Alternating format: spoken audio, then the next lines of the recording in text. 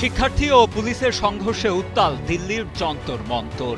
২১ জুলাই ভারতের সংসদ ভবন অভিমুখে ককরোচ পার্টির বিক্ষোভ মিছিলকে কেন্দ্র করে পুলিশ ও আন্দোলনকারীদের মধ্যে এই তীব্র সংঘর্ষ বাধে।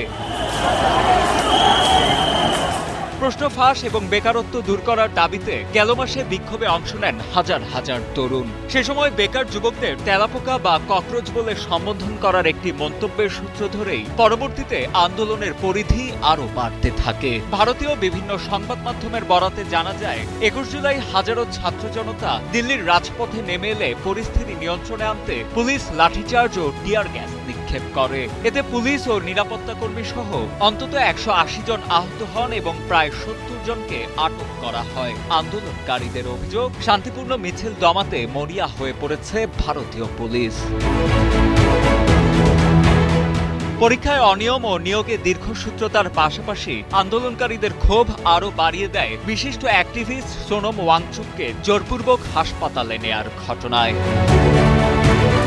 এদিকে এমন পরিস্থিতিতে ২১ জুলাই মোদী সরকারের নির্দেশে আন্দোলনকারীদের প্রতিনিধিদের সঙ্গে বৈঠক করেছেন স্বাস্থ্যমন্ত্রী জেপি নাড্ডা। পুলিশের কঠোর অবস্থানের কারণে নতুন করে কোনো মিছিল করা হবে না জানালেও যন্তর মন্তরে আন্দোলন চালিয়ে যাওয়ার ঘোষণা দিয়েছে ছাত্র জনতা।